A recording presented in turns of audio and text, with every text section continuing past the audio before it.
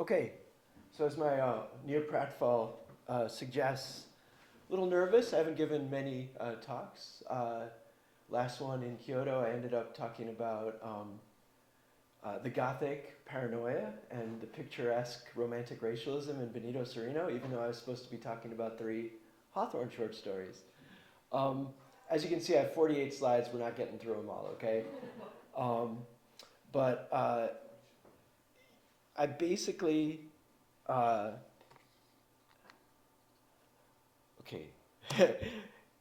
hang on a second.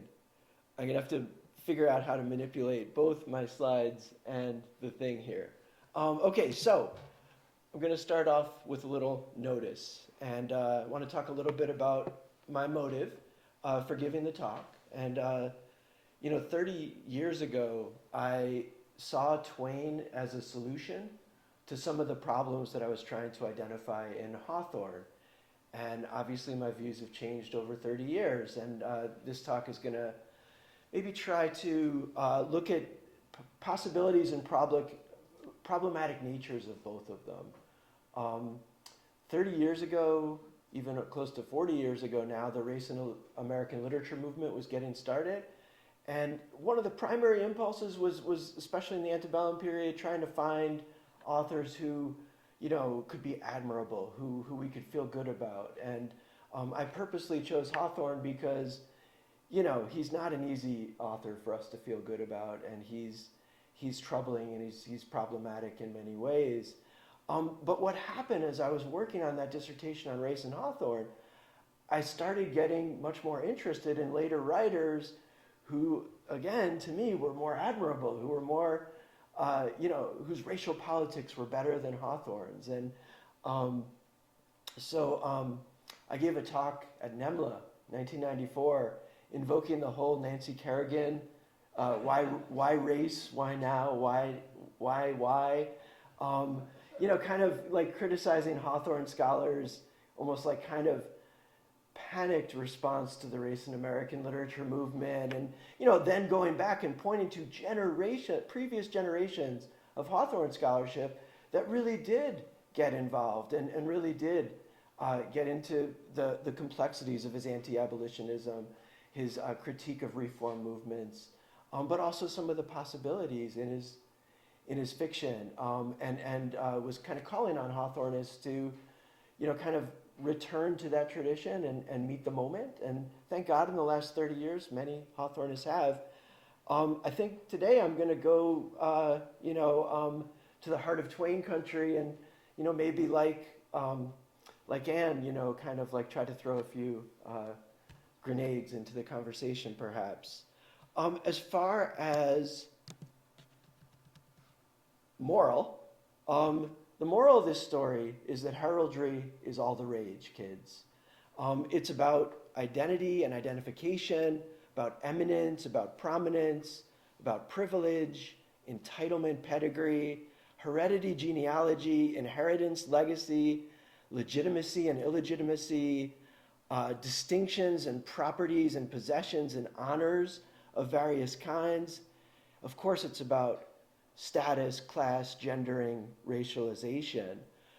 The plot, which is going to have to sadly remain unfinished, is moving from intertextual and historically informed character analysis to close readings of text and image, from antebellum settings to post-Reconstruction occasions to today. Hitting that does not do anything. You're going to have to realize that. So the explanatory, and it's unreadable, it's illegible, but essentially it's a long excerpt from Earth's Holocaust, where Hawthorne's narrator is a traveler coming upon this grand bonfire. And one of the first things, I think maybe the first thing that's being thrown into this bonfire of where this wide world had become so overburdened with an accumulation of worn out trumpery, they wanted to rid themselves of it by a general bonfire. The first example of the antiquated trash is all the rubbish of the Herald's office. So I won't obviously go through all the little places I bolded here, but essentially an aristocrat, who was born to the idea of his own social superiority and had never felt it questioned till that moment, kind of stands up in defense of the men of the privileged orders, and the mob, kind of shouts him down. And the leader of the mob says, "Henceforth, let no man dare to show a musty parchment as his warrant for lording it over his fellows." I want to throw this out there as a suggestion that Twain was a really perceptive reader to Hawthorne. And I'm really glad to follow Christopher because, the way the Puritans dealt with the black man, Hawthorne was highly, highly attuned to it. And one of my arguments in the paper there's going to become is that you could see the seeds of the dark humor and the satanic position in Adventures of Huckleberry Finn. Okay, once again, hitting the spacebar, Bruce, does not do anything. All right. Do you want someone else to? No. I'll figure it out eventually. So as you can see, there's a long table of contents, which is probably from most of where you're sitting illegible. But basically, I also deflect through humor. So every single heading and subheading here is a joke. Huck stealing away or discrimination in stealing. The first section looks at Huck.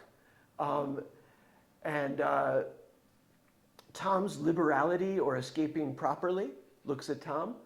Another view of Jim or the revelation of Jim's coat of arms looks at Jim. Jim's coat of arms had not done its office, kind of puts the three characters together in both antebellum and Reconstruction and post-Reconstruction context. And then A is for Afro-pessimism is where I try to bring it to the present. Let's see how far I could get in the time I have. All right, so 3 sections to Huck. The reason why I'm starting with Huck is that I'm not sure how many people have recently read Adventures of Huckleberry Finn. So I want to kind of recap some of the traditional arguments around the novel, this kind of glorification of Huck, his character arc, his moral development. I'm on the side of the critics who call bullshit with that, basically, who see Huck as the anti-moral sense, who see him as opposed to conscience. And unfortunately, one of the best proponents of this theory, James Cox, I think completely gets the rest of the novel wrong. And I think is fairly neo-Confederate in the way he attacks Twain for sucking up to Northern readers and critics and friends. So let's talk a little bit about the evasion. One of my strategies here, and again, I thought this would be bigger, is to quote people who I've been focused on, kind of prison abolitionists and Afro-pessimists and kind of debates in Black studies. I haven't gotten involved in the minutia of Twain arguments because, again, I think Ellison leads us astray in certain ways. I think Leo Marx's critique leads us astray in very serious ways. And I want to pick up kind of where Anne left off with this focus on the violence during and especially with the end of Reconstruction. So I'm going to have to read some of the quotes, even though Matt was making fun of people who read long quotes on the internet, and I promised myself I wouldn't do it. And that's why I have so many damn long quotes on the screen. I wanted you to be able to read it. So here's Ronaldo Walcott from The Long Emancipation, Moving Toward Black Freedom. At every moment, black peoples have sought for themselves to assert what freedom might mean and look like. Those desires and acts toward freedom have been violently interdicted. It is this ongoing interdiction of a potential black freedom that I've termed the long emancipation. And then Saidiya Hartman from Scenes of Subjection writes that emancipation announced the end of slavery. However, it by no means marked the end of bondage. The freed individual is nothing if not burdened, responsible, obligated. So, this whole emancipation where Tom is like, we're going to set you free, taking all the credit from the widow, right? Miss Watson, right? Not the widow. Miss Watson. Miss Watson, who set Jim free in her will. This whole thing is a credit-stealing, endeavor.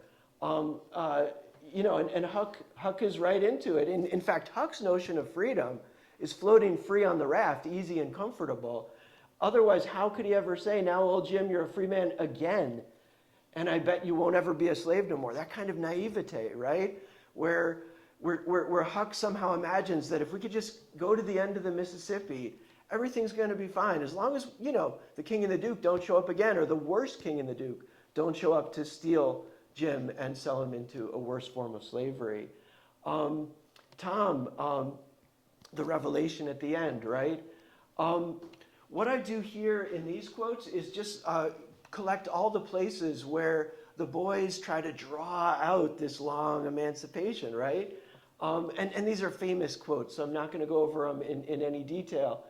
But Tom keeps criticizing Huck for coming up with simplistic plans.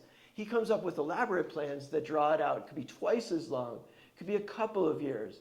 Let's let on that it was for 37 years. Huck's like, hell, let's let on it was 150 years, right? Tom says in probably the worst of them, he said it was the best fun he ever had in his life and the most intellectual, and said if he could only see his way to it, we would keep it up all the rest of our lives and leave Jim to our children to get out. It could be strung out to as much as 80 a year. It would be the best time on record. It would make us all celebrated that had a hand in it. It takes us back to that confusion over what ransoming is in the opening of the novel, which the boys agree it means to hold them until they're dead, to hold the people they've kidnapped until they're dead. This is essentially the long emancipation that Walcott is writing about, and Hartman is writing about. Huck and Tom are completely complicit in it. All right, but let's start getting into this a little more closely, though, because I think there's more to it than this kind of traditional critique of the cruelty and the callousness of the boys actually going on here. I think one of the things that Twain is doing is actually responding to the end of Earth's Holocaust, this idea that unless you purify the human heart, all the old evils, it'll be all the old world again. Maybe worse shapes might come up. And also responding to, in the Custom House, the kind of little bit of a self-pitying moment and self-deprecating and a self-humorous moment when Hawthorne points out that there are few uglier traits in human nature than this tendency, which I now witnessed in men no worse than their neighbors, to grow cruel merely because they possess the power of inflicting harm. And all these, basically are moments where Huck is realizing, in that oscillation that Anne was talking about, he's oscillating towards recognizing Jim's humanity in these quotes. And, nevertheless, all along, he's never questioning the terms of white supremacy. And so even though he acknowledges, I do believe he cared just as much for his people as white folks does for their end, it don't seem natural, but I reckon it's so. When the slaves are separated, the family's separated by the king and the duke, who sold some up the river and some down the river, the girls are crying. Huck says, it most made me down sick to see it. I can't ever get it out of my memory. And his naivety comes out too, because, it's like he thinks everything's going to be okay if somebody shows up and the bill of sale warrant no account, right? We've seen plenty of examples in abolitionist literature, in neo-slave narratives of people ignoring the law when there's a profit to be made. So, Huck is comforting himself with the idea that, they're going to be reunited, but really he's complicit in this separation of families. He feels bad about it. He hasn't done anything about it.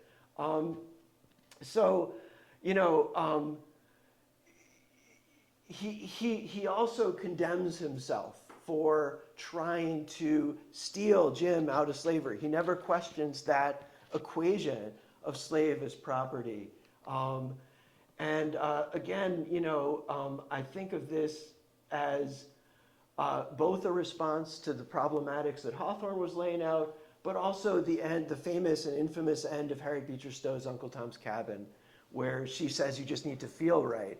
The crazy thing about Huck is he does have a good heart. He feels right. Basically he can't intellectually question things. Now, Hawthorne's narrator points out the limits of intellectually questioning things. In point of fact, Huck does feel that loyalty to Jim and is working to free him. until, right, we get to the famous evasion. So, the I'll go to hell famous scene, people want to make a lot of it, but 2 points to make about it. One is, for a starter, I would go to work and steal Jim out of slavery again because he wants consciously to do the wrong thing. He believes it's the wrong thing. And if I could think of anything worse, I would do that too, because as long as I was in and in for good, I might as well go the whole hog, right? So he's not choosing a northern morality or an anti-slave slavery morality. He's just reveling in his depravity, basically. And I guess I thought there was another quote where I was leading up to this. All right, this is part of Huck's embracing of whiteness. And like Anne, I think Pap Finn is crucial for this. And I'm just going to skip down to the prowling, thieving, infernal, white-shirted, fugitive, basically, from Pap's sense of justice, from Pap's sense that it's a white man's country and the function of the government is to protect white rights and to subordinate black people. This old gray-headed nabob, probably one of the richest people in the state who can even vote, he's prowling because he doesn't have a pass. He's walking free. That ought to be illegal. He's thieving because he's obviously stolen himself out of the natural condition he's supposed to be in, slavery. And he's infernal because of, if you want to go back to Sack von Berkovich and kind of have fun with him, you could call it the Puritan origins of North American white supremacy. This idea that visible sanctity is tied to skin color and innate depravity is also tied to skin color. It just so happens that white people are the visible saints and black people are the innately depraved, original sin, the bearers of the shame of original sin. So in all of these passages here where Huck is following in his father's footsteps, basically he's accepting that equation of black equals slave equals property. So what he's doing is stealing somebody else's rightful property away from them, and according to law and morality, he's wrong. So this is actually a big one. You might even be able to see it. This is where he can't believe that Tom Sawyer is trying to help him, right? He has a reputation. How could he make himself ashamed and his family ashamed before everybody, right? This is a real problem for Huck. And, until Tom reveals that Jim was actually free the whole time, Huck couldn't ever understand until that minute how he could have been helping Jim all along do this evil, immoral, unlawful act. So, Huck is not a moral exemplar. There's no realization. There's no development. I guess I was saving my key thing about Huck till the end, so maybe I'll have to save it for questions and answer. But, oddly enough, I think Tom comes off better than even people in this room have been making Tom sound. And I think to do that, you have to look at how Tom is like shifting that Southern sense of honor away from Sir Walter Scott and towards Alexander Dumas and Cervantes. And again, I'm going to blast through this, but basically when Tom says that Jim needs a coat of arms, he needs to go through all these things because he's nobility. He's a prisoner of style. When a king escapes, it's called an evasion. Don't make no difference whether it's a king's son, whether he's a natural one or an unnatural one. He keeps emphasizing Jim's got to do his inscription and coat of arms. He's got to have it. All the nobility does. This seems like ridiculous, right? But I think Tom is trying in his own childish, liberal-minded way, fulfilling another office of a herald, which is to be a diplomat, to make proclamations. Like he's trying to find a compromise with the white supremacists of his day, even as he's trying to have fun. I mean, all these other quotes, the bolded parts show how basically it's a sense of adventure, it's a sense of mystery. He wants honor in being known for freeing Jim.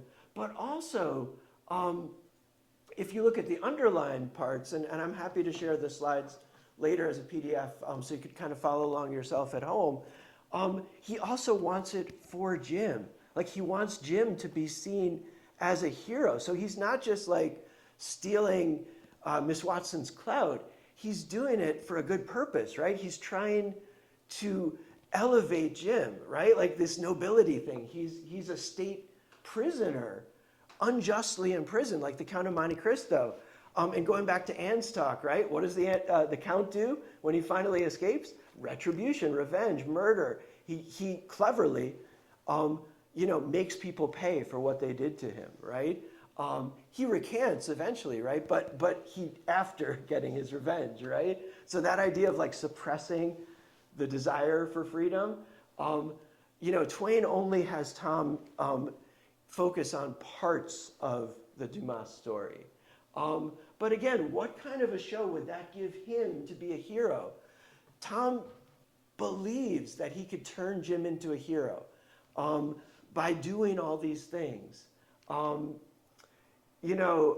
He's willing to even smuggle in a knife to give Jim to kill the seneschal with. There's no seneschal, right? But when he's trying to convince Huck that, stealing a watermelon just because you want to hog it, like Huck wants to, steals it from the slaves, by the way, and Tom makes him pay for it and not explain why he's paying for it. Tom is fine with using the watermelon to help Jim escape. That's moral. That's right. That's fine. It's his right as a prisoner. And as we was representing a prisoner, we had a perfect right to steal anything on this place. We had the least use for to get ourselves out of prison with. So, Tom has this kind of, anything goes attitude when it comes to escaping from unjust imprisonment. And he talks, amazingly, he talks Jim into this. And I think this is another place where people are getting Jim incredibly wrong. There's a constant negotiation going on between Tom and Jim in the evasion sequence. And Jim is always talking about all this work and bother he has to do. It's more trouble and worry and responsibility to be a prisoner than anything he ever undertook. Of course, this is a parody of slavery and of the reinstatement of slavery, during and after Reconstruction. But look at Tom's response. I think it's really interesting. He told Jim, "You're just loading down with more gaudier chances than a prisoner ever had in the world to make a name for himself."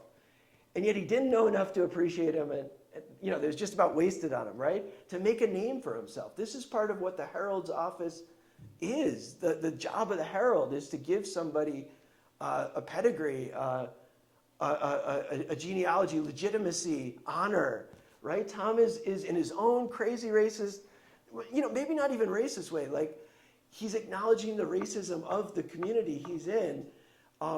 Kevin Michael Scott has a great argument about the whole Dumas stuff. I really recommend you read it. Critic by the last name of Sean has a recent one out. There's real open field here for thinking about Dumas. But when you think about Cervantes, right? Tom is Don Quixote.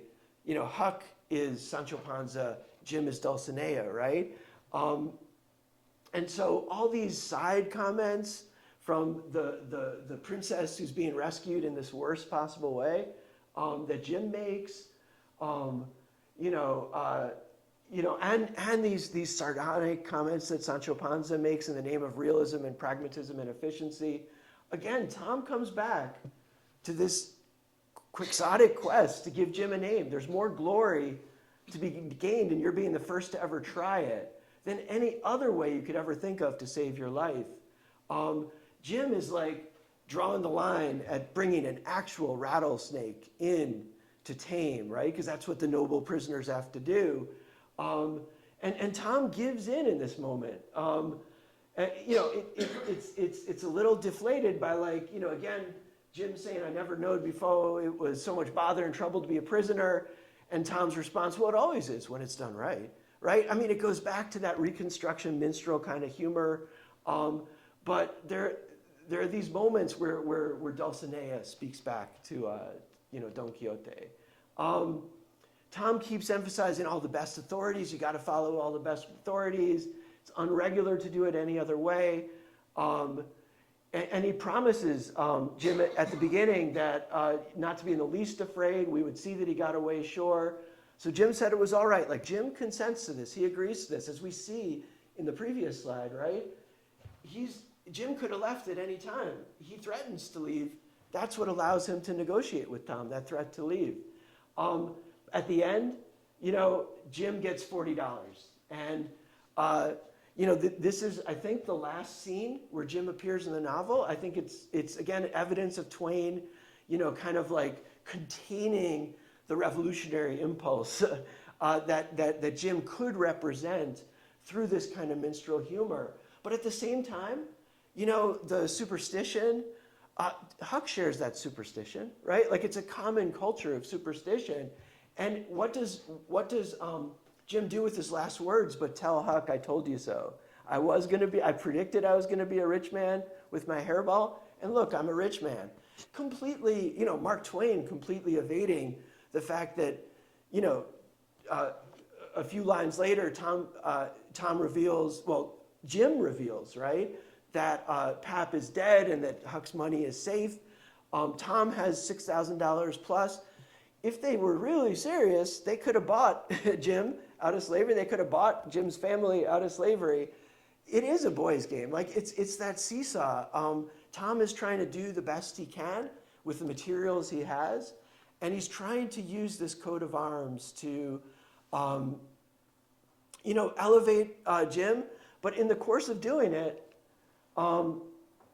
it can't work.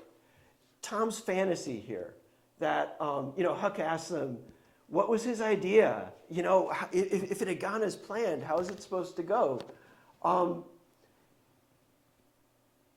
If we got Jim out, all safe, the plan was for us to run him down the river on the raft and have adventures to the mouth of the river, and then tell him about his being free and take him back up home on a steamboat in style, pay him for his lost time, write word ahead, get out all the slaves around, have them waltz him into town with the torchlight procession and a brass band, and he would be a hero, and so would we.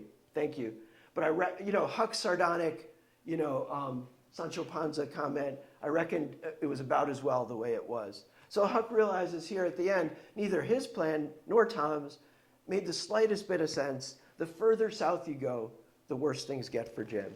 All right, so this is the part where insert link to my drawing of Jim's coat of arms. I'll pass it around, but there are so many things that if we actually look at Tom's language and we don't just accept Kemble's illustration in this description of the coat of arms, there are so many kind of crazy things about it. But I guess I'll end with my maybe silliest but maybe most explosive kind of argument, which is that Tom is trying to portray Jim as white. The way the coat of arms works, Tom is trying to imply that Jim's mother was an heiress. Obviously, the slave mother conveys the slave status to Jim, but an heiress means that she's the only surviving female, any of the female descendants, but all the male descendants are either dead or never exist in the first place. Then she would have the ability to have that coat of arms, which comes first, the bend or the gold bend in the quadrant of the coat of arms, where the mother's allowed to show the coat of arms.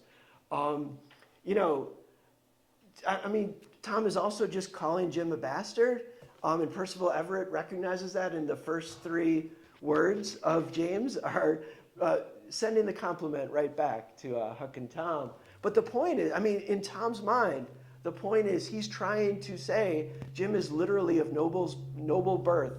He's a king's unnatural son or grandson in the case. And if you go further, the next thing, the saltire Murray in the fest, it took me so long to figure out what Murray was. I knew because it was italicized, it was a color. It's not one of the traditional colors. It's a color of a tainted color, like tawny, right? So it's kind of like sanguine or blood, or maybe it's just a misrepresentation of purple. All this stuff helps my argument because purple, born in the royal purple, right, works for me too. He's not calling him brown. But I think that Murray, that X in the middle, in that middle band on the fess, with the dog, the loyal dog, or every dog has his day, or let sleeping dogs lie.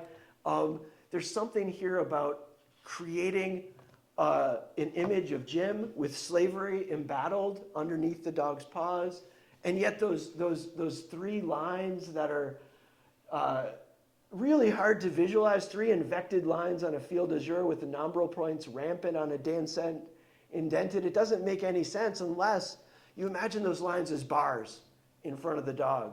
And so even as Jim is being ennobled, is being elevated, by Tom's coat of arms, it's also a badge of servitude. The crest, the runaway fugitive slave, the motto, which is like the more haste, the less speed. It's completely Tom's motto. It's completely the motto of all deliberate speed with desegregation, right? It's completely the motto of gradualism, and things will get better. And the invocation of Hawthorne with taking the Scarlet Letter and making Huck and Tom, the couple of ghouls. Ghouls is like red, right? Scarlet Letter. But there are a couple of gulls because they're being conned, by Jim. There are racist implications built into this badge of servitude that are recreating race in a post-slavery fashion, basically. And even as Tom and Huck are supporting the shield that's trying to ennoble Jim, they're also supporting the bar sinister, the new color line that Jim is precariously balanced on and kind of walking downhill toward the nadir here. So a lot more to be said about this, and I'll leave it for question and answer. Thank you.